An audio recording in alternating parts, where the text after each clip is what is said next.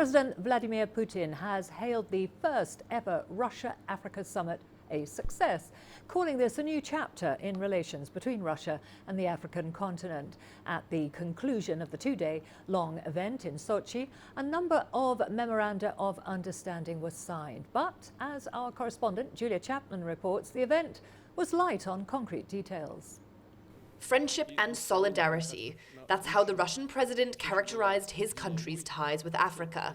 Wrapping up his first summit, hosting over 40 heads of state from the continent, Vladimir Putin says the atmosphere was businesslike and friendly. African leaders attending in strong numbers welcomed Russia's interest, calling it long overdue. This summit signals that Africa has indeed come into its own as a continent. We are a fully fledged player in the international arena and a continent that is ripe for investment and trade. At a time when the global trade arena is characterized by tensions and protectionism, the world's largest free trade area will soon be established on the African continent. Plagued by an economic slowdown at home and fighting sanctions slapped by the West, Russia is looking for new trade partners. This show of strength, experts say, was a reminder that Moscow isn't isolated.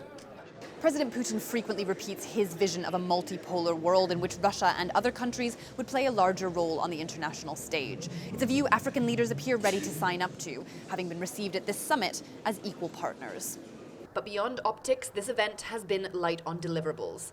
The biggest takeaway, a $5 billion trade assistance deal aimed at giving Russian companies greater access to African markets. Agriculture, infrastructure, and energy cooperation were discussed, but without any outcomes. Amid accusations that Russia could be exerting undue influence, the Kremlin insists it's a mutually beneficial relationship.